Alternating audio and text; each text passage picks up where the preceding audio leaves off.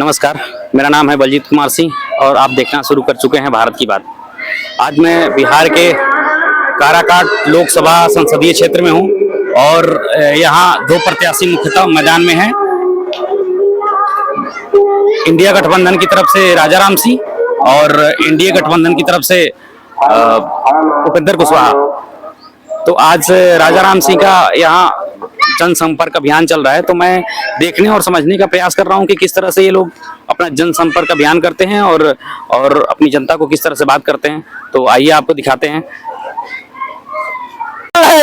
400 कह रहे हैं, उनके सांसद भी कह रहे हैं कि संविधान को बदलना है। तो बहुत बातें हैं। अब आपके बीच आपके प्रत्याशी राजाराम जी अपनी बातों को रखेंगे। कामरेड राजाराम जी, कामरेड राजाराम सिंह को लाल सलाम।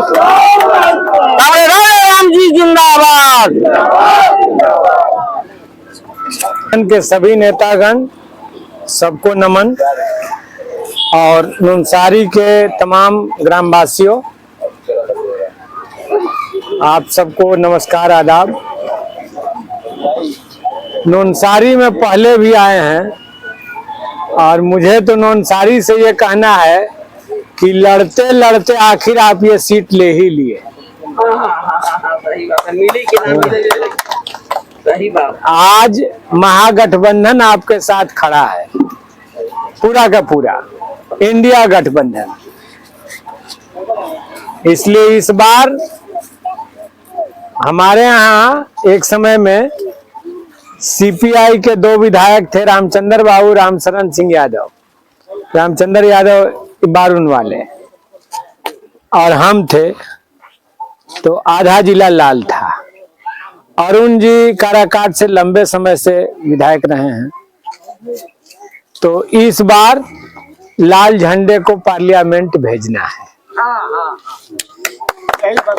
और ये इंडिया गठबंधन के सहयोग से होगा, आप सबके सहयोग से होगा। हमने कहा है कि काराकाट में ये चुनाव कुछ सवालों पर जनमत संग्रह चल रहा है। देश में संविधान रहना चाहिए कि खत्म कर देना चाहिए? तो इसके लिए आपको 10 लाख वोट देना है। देश की खेती किसानों के हाथ में रहे या इसको बेच के कॉर्पोरेट के हाथ में दे दिया जाए? खेत और खेती सब मोदी यही चाहते हैं। देश में सरकारी नौकरियां रहे कि सब कुछ को प्राइवेट कर दिया जाए? जो नौकरी है उसको भी छीन लिया जाए, या जो लोग बहाल हैं उनका रिटायरमेंट करके और उनको फ्री कर दिया जाए और सबको प्राइवेट में बिना आरक्षण वाली नौकरी में ढकेल दिया जाए? इसलिए इन सवालों पर जनमत संग्रह है ये। और काराकाट से इसीलिए हमने 10 लाख वोट मांगा है। हमने राजनीति शुरू की है छात्र जीवन से। इंजीनियरिंग की पढ़ाई पढ़ने के बाद हम लोग एक दिन भी नौकरी के लिए नहीं सोचे, हम लोग होल टाइमर हो गए और गरीब की पार्टी में शामिल हो गए लाल झंडा लेकर के। बहुत तरह के ऑफर्स आए, इधर आइए ये बना दिए जाइएगा, उधर आइए ये बना दिया जाइएगा। हम कहें कि जहां हम लोग हैं वहां बहुत अच्छे से हैं, शांति से हैं। गरीब के यहाँ जितना प्यार मिलता है, मोहब्बत मिलता है, वो और जगह नहीं मिलती। आज बनना होगा तो इसी से बनेंगे, न बनना होगा तो कोई दिक्कत नहीं है, कोई शिकायत नहीं है जिंदगी से। तो आज हम लोग इस दूर तक पहुंचे हैं। यहाँ सत्तार साहब भी हमारे ही उम्र के करीब हैं, इन्होंने भी लाल झंडे में पूरी जिंदगी बिताई है। आज आजादी की लड़ाई का दूसरा चरण चल रहा है। आजादी की लड़ाई में कम्युनिस्ट, सोशलिस्ट और कांग्रेसी तीनों मिल करके अंग्रेजों को भगा रहे थे, जमींदारी उन्मूलन कर रहे थे। आज फिर से जब कंपनी राज का खतरा है देश पर मोदी के नेतृत्व में, हिटलर की विचारधारा को भारत, बुद्ध की धरती भारत पर थोप देना चाहते हैं, तो उस खतरे से निपटने के लिए आज इस देश में इंडिया गठबंधन फिर से बना है। फिर से वही एकता बनी है। इस बार भी सोशलिस्ट के रूप में राष्ट्रीय जनता दल, बगल में Samajwadi party Congress all India में और कम्युनिस्ट भिन्न भिन्न जगह, सबकी एकता बनी है। सीपीआई, सीपीआईएम, सीपीआईएमएल तीनों। बंगाल की ममता बनर्जी और सारे लोग, इसलिए कि देश में ये खास चुनाव हो रहा है। इस चुनाव से तय होना है कि देश की खेती किसान के हाथ में रहेगी कि कॉरपोरेट के हाथ में जाएगी। देश में ये जो संविधान बना, ये रहेगा कि नहीं रहेगा। इनके दोनों सांसद तो बार बार कह रहे हैं, चुनाव मैदान में कह रहे हैं कि हमको 400 सीट इसलिए चाहिए कि संविधान बदल देना है। ये वो खुलेआम कह रहे हैं, छुपा नहीं रहे। अब पहले छुपाते थे। आरएसएस हमेशा गुप्त ढंग से काम करता है, एजेंडा को खोलता नहीं है, लेकिन इस बार तो खुलेआम बोल रहे हैं। और संविधान खत्म मतलब क्या? जो भी नागरिकों का अधिकार मिला हुआ है वो खत्म। फिर आप, हम राजा आप प्रजा, हाथ जोड़े हुए। राजा का मन हो गया तो कुछ दे दिया, न मन हुआ तो लाठी दे दिया।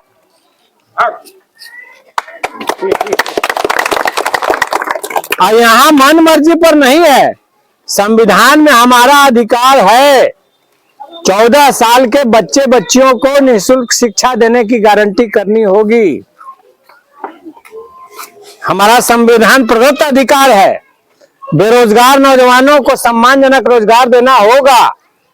खेती के लिए सिंचाई का प्रबंध करना होगा। यह सरकार का दायित्व है। अगर सरकार नहीं करेगी, जो भी सरकार हो, तो उस पार्टी की सरकार को हम बदल देंगे। ये हमको संविधान अधिकार देता है। और जब संविधान खत्म हो गया तो सब बात खत्म हो गई। फिर वही छुआछूत वाली भावना शुरू हो गई। फिर कौन ऊंच है, कौन नीच है, सब बात शुरू हो गई। और ये बहुत अच्छी बात है। हम दौरा में हैं, घूम करके देख रहे हैं। समाज के सबसे गरीब आदमी ने, सबसे दलित आदमी ने, उसके टोलों पर हमने आवाज सुनी है। पासवान टोली और रविदास टोली में हमने आवाज सुनी है कि हम अभी कुछ नहीं देख रहे हैं। हम सिर्फ बाबा साहब डॉक्टर भीमराव अंबेडकर को देख रहे हैं और संविधान को देख रहे हैं। ये बात वहां से आवाज आई है इलेक्शन के दरमियान। तो ये बहुत जरूरी बात है और बहुत अच्छी बात है। और जिस दिन गांव का गरीब ये बात पकड़ लेगा तो कोई माई का लाल नहीं है जो संविधान को खत्म कर सकता है। ये अभी हम कहना चाहते हैं। इसीलिए आप तमाम लोगों से आग्रह है कि चुनाव अभियान को और तेज करिए और रोजगार की रक्षा के लिए, संविधान की रक्षा के लिए। ये जो उल्टा राज चला रहे हैं, गरीब के जेब से पैसा निकालो और अमीर को लूटने के लिए दे दो, बारे बार। अब तक होता था कि बड़े अमीर जो है उन पर टैक्स बांधो, कॉर्पोरेट टैक्स लगाओ, और वृद्धावस्था पेंशन, विधवा पेंशन, गरीबों के लिए कल्याणकारी योजना ये चलाओ। अब हो रहा है, कैसर जी ने कहा कि उनका कॉर्पोरेट टैक्स में छूट, और इधर उसकी वसूली हो रही है आटा पर जीएसटी लगा करके। आटा सब लोग खरीदते हैं। बच्चों की किताब पर जीएसटी लगा करके, लाश फूकने पर जीएसटी लगा करके। क्या तमाशा बना दिया है देश का। ये नहीं चलेगा मोदी साहब, ये नहीं चलेगा। इस ढंग से देश नहीं चलेगा। और ऐसा इसलिए कर रहे हैं कि देश को आजाद करने में, देश को बनाने में इनकी और इनके पुरखों की कोई भूमिका नहीं है। आरएसएस का एक आदमी आजादी की लड़ाई में नहीं मारा गया है। तो हम तो यही समझ रहे हैं कि जिन लोगों ने, जिनके पुरखों ने आजादी की लड़ाई में अपनी जान दे करके देश को आजाद किया और देश को बनाने के लिए डॉक्टर भीमराव अंबेडकर द्वारा रचे गए संविधान को अमल में लाया, तो अब देश को बचाना, देश को बढ़िया रखना उन्हीं का काम है। जिनकी कोई इतिहास में नहीं भूमिका थी, वो वर्तमान में क्या रहेगी? वो अभी भी नहीं रहेगी। इसलिए हमारा, आपका दायित्व है। भगत सिंह हमारा है, गांधी हमारे हैं, लोहिया हमारे हैं, कर्पूरी ठाकुर हमारे हैं। जिन लोगों ने समाज को रचने में, जिन सोशलिस्टों ने, कांग्रेसियों ने, वामपंथियों ने बड़ी भूमिका निभाई देश को आजाद करने से लेकर बनाने में, तब उन्हीं की पीढ़ियों को आगे बढ़ाना होगा।